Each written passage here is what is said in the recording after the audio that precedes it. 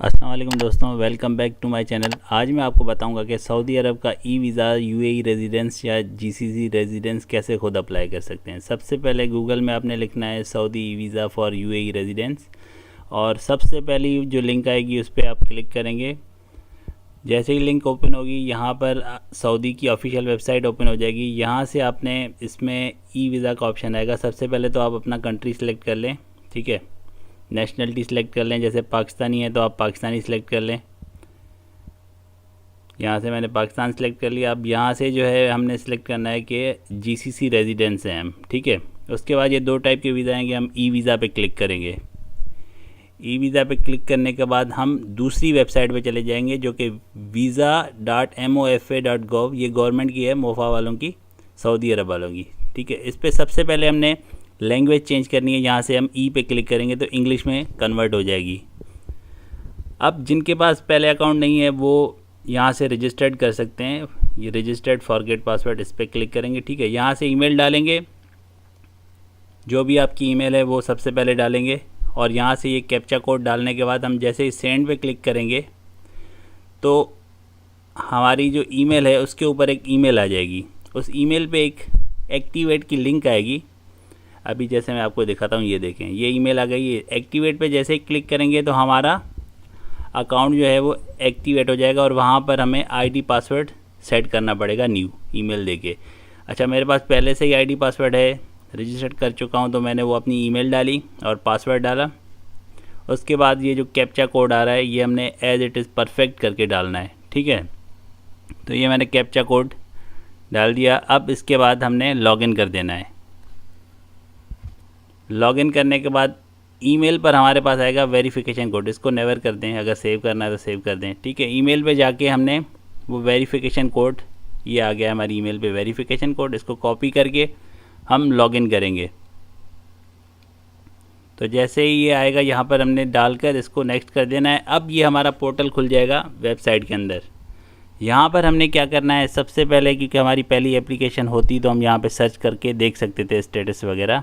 हमारी कोई एप्लीकेशन नहीं, हमने ऐड न्यू एप्लीकेशन करना है। नया वीज़ा है हमारा तो हमने न्यू एप्लीकेशन पे क्लिक करके यहाँ पे टर्म्स एंड कंडीशन आ जाएंगी। इसमें ये बताया गया है कि आपका जो फ़ीस सबमिट करेंगे वो नॉन रिफंडेबल है, आपको वापस नहीं मिलेगी अगर रिजेक्ट हो जाता है। इन केस रिजेक्ट होने के चांसेस कम है, क्योंकि जो है अगर आप इन्फॉर्मेशन सही डालेंगे तो इंशाल्लाह आपका अप्रूव हो जाएगा। ये फ़ीस कुछ प्रोसेसिंग फ़ीस वगैरह है, लेकिन ये टोटल फ़ीस नहीं है, ठीक है। यहाँ से हमने टर्म्स एंड कंडीशन दोबारा पढ़ के उसको एग्री कर देना है। उसके बाद एक और पेज आ जाएगा, यहाँ पर हमें वीज़ा टाइप पूछा जाएगा कि हमारा वीज़ा कौन सा है। हमने उम्रे के लिए लेना है, ट्रांजिट, मेडिकल, या हमने जो है वो टूरिस्ट वीज़ा, टूरिज़म विज़िट कर लिए, इस पर क्लिक करना है, क्योंकि इस पर हम उम्रा भी कर सकते हैं, ठीक है। और उसके बाद यहाँ से हमने अपना करंट नेशनलिटी, जो पाकिस्तानी है, इंडियन है, जो भी, वो सिलेक्ट कर लें। यहाँ से हमने नंबर ऑफ़ एंट्री सेलेक्ट करना है। ऊपर जैसे यूनाइटेड अरब एमिरेट्स डालेंगे, यहाँ से हमें पूछेगा कि कौन सी एम्बेसी से आपको वीज़ा मिलेगा। वैसे तो ई वीज़ा मिलता है, लेकिन फिर भी आपने यहाँ से सिलेक्ट करना है। अबू धाबी है तो अबू धाबी है, या दुबई, तो यहाँ से क्लिक करके आप इन्फॉर्मेशन ले सकते हैं कि ये किस लिए है, अगर आपको कोई डाउट है। तो ये बता रहा है कि मतलब आपका कौन सी नियर बाय एम्बेसी। हमने दुबई कर दिया। Number of entries multiple. Visa validity जो है वो हमारी 1 साल की होगी, 365 डेज़, और ड्यूरेशन हमारी 90 डेज़ होगी, ठीक है। ये बाय डिफ़ॉल्ट हमारे पास यही ऑप्शन आएंगे क्योंकि हम यूएई रेजिडेंट हैं।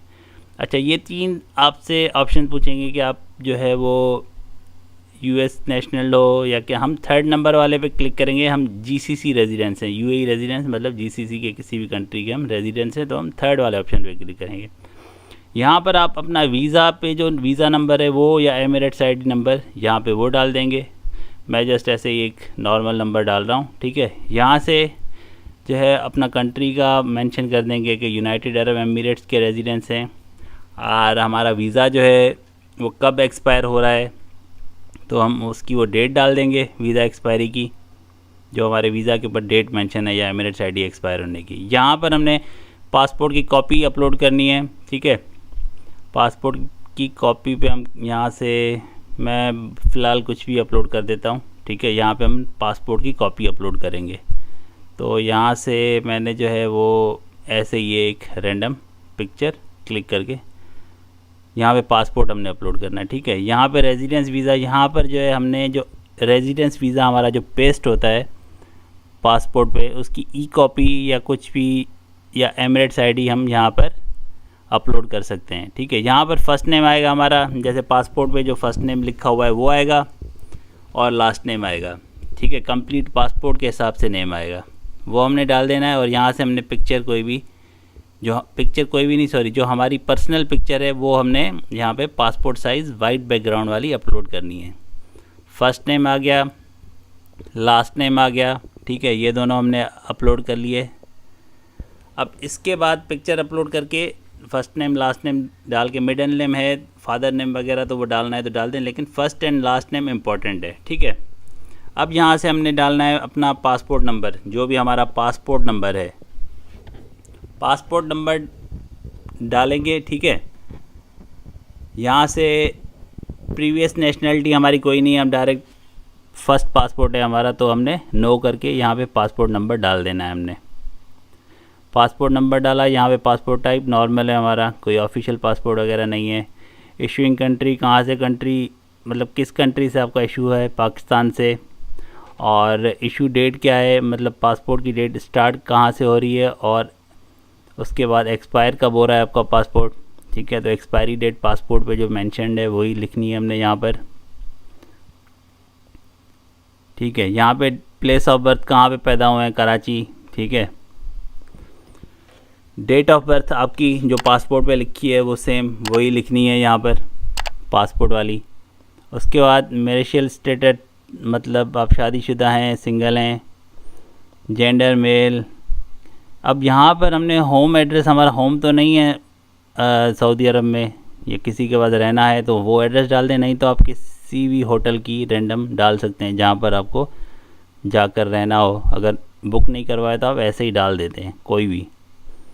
यहाँ पर हमने बाय एयर जाना है, बाय लैंड, ये ज़रूरी नहीं है कि जो सिलेक्ट करें वहीं से ही जाएं, ये सिर्फ एक हमने एक जो है बाय डिफ़ॉल्ट कोई भी एक ऑप्शन के लिए सिलेक्ट कर देनी है। ज़रूरी नहीं है, ये लिखा हुआ है अंदर कि ज़रूरी नहीं है कि आप उसी पर ही जाएं, आप बस कोई भी एक सिलेक्ट कर लें। हमने बाय एयर सिलेक्ट कर लिया। पोर्ट ऑफ एंट्री, कहाँ से आप इंटर होंगे, किस एयरपोर्ट से होंगे, बाय बॉर्डर हमने अदर्स कर दिया क्योंकि कंफर्म नहीं है।